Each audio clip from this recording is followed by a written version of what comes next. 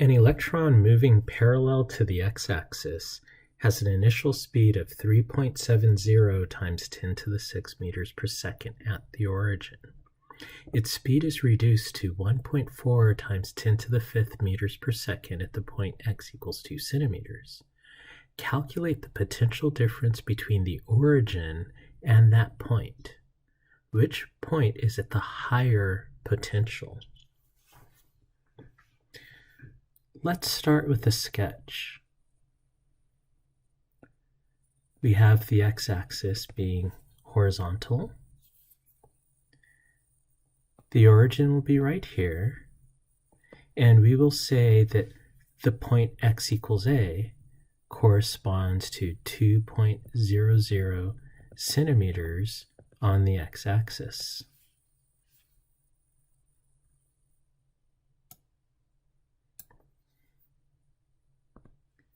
Our charge initially begins at the origin, and we know that at the origin it has a certain speed. We will call this initial speed v0, and we will say that v0 is equal to 3.70 times 10 to the 6th meters per second. The charge then passes x equals a. At x equals a, the charge has reduced its speed to 1.40 times 10 to the 5th meters per second. Now we know this is an electron. So the charge is given as the charge of an electron, which is minus 1.602 times 10 to the minus 19th coulombs. And we know the electron has a mass given by 9.109 times 10 to the minus 31 kilograms. The problem is asking us to calculate the potential difference between the origin and the point x equals a at 2 centimeters. Now, for this problem, we're assuming that the electron is under the influence of only an electric field.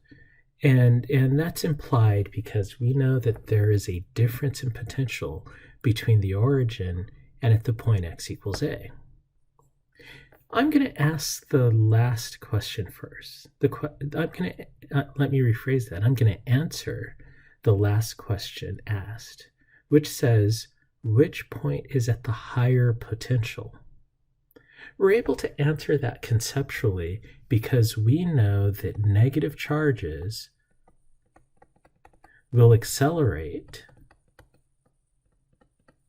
from low to high potential. Since the electron is slowing down, we know the acceleration that it has is to the left. We don't know if it's uniform acceleration or not. This only that it's slowing down, and so since it's moving one-dimensionally, it must be directed to the left. And we also know that negative charges will accelerate from low to high potential.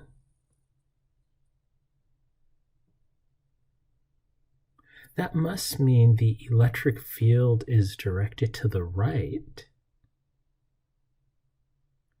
And with the electric field being directed to the right, remember, an electric field points in the direction of decreasing potential.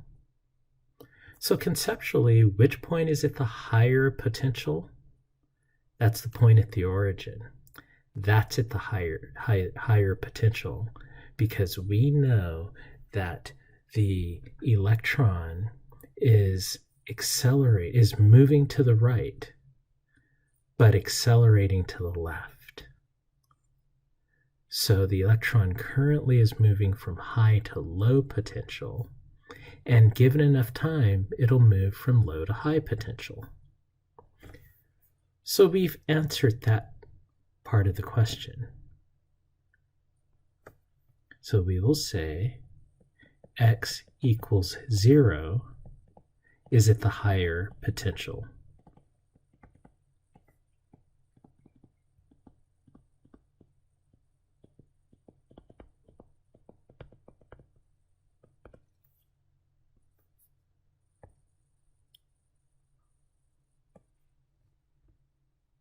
Now let's do the calculation.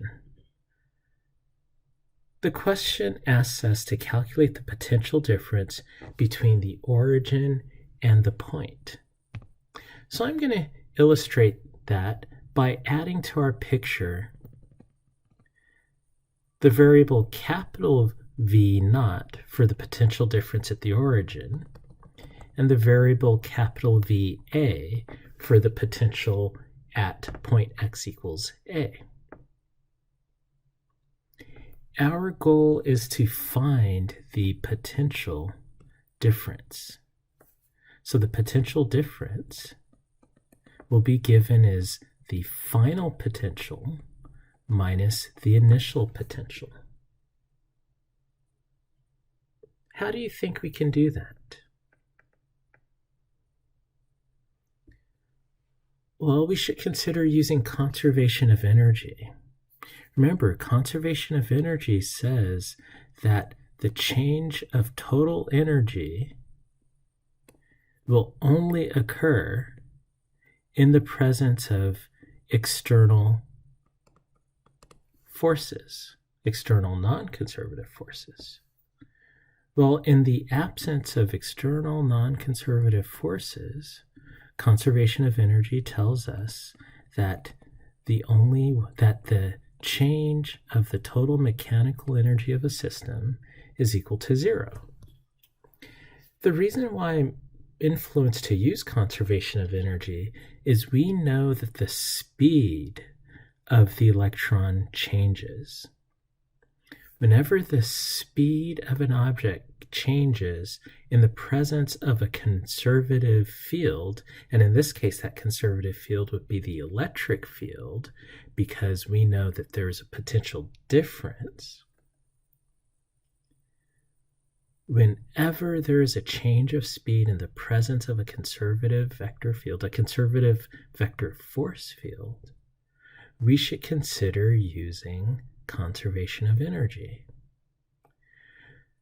So we know that kinetic energy is given by 1/2 the mass of the object times the speed squared. But what about potential energy? And specifically, what about the change of potential energy? Well, remember, since electric potential is defined as electric potential energy per unit charge, rearranging this, we could say electric potential energy is equal to the product of a charge and a potential, which means the change of electric potential energy is equal to the product of the charge, in this case this is the charge of the electron, times the change of electric potential. Well, we could put this into our conservation of energy equation. This means that the change of kinetic energy plus the product of the charge and the potential difference is equal to 0. Well, the question is asking us to find the potential difference. So let's isolate the potential difference from this expression. Rearranging this equation gives us the potential difference is equal to minus the change of kinetic energy over the charge. Now in this case, the kinetic energy is equal to, at least the change in kinetic energy is equal to 1/2 the mass times the final speed squared, this is the speed at point A, minus 1/2 the mass, times the initial speed squared, that's the speed at the origin. The mass is the mass of the electron, and this is divided by the charge of an electron, which is minus E. The minus in the numerator cancels with the minus in the denominator, and we have the change of electric potential is equal to 1/2 times the mass of the electron over the magnitude of the charge of the electron times the speed at point A squared minus the speed at the origin squared. Now let's see if we could anticipate whether this potential difference is going to be a positive difference or a negative difference.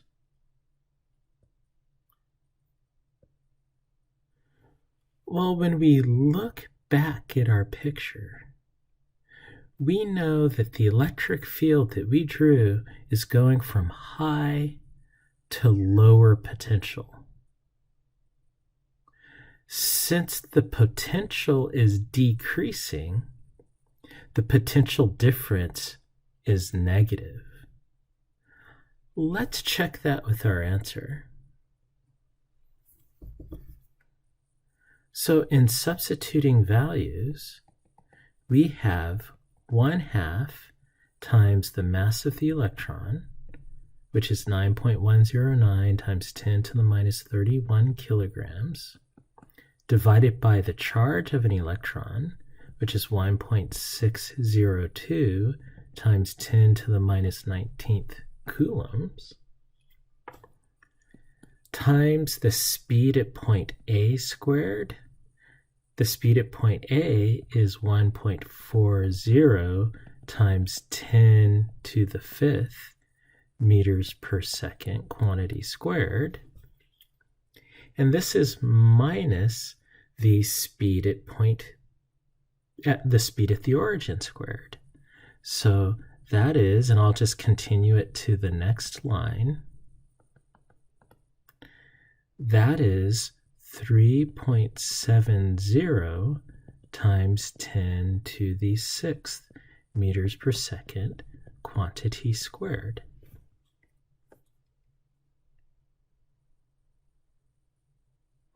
Plugging this into my calculator, I get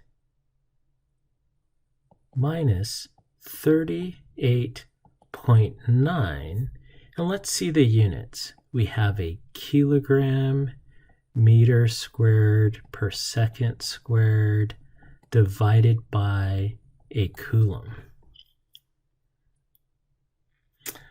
Okay, well, let's see if those units end up being the unit of the volt.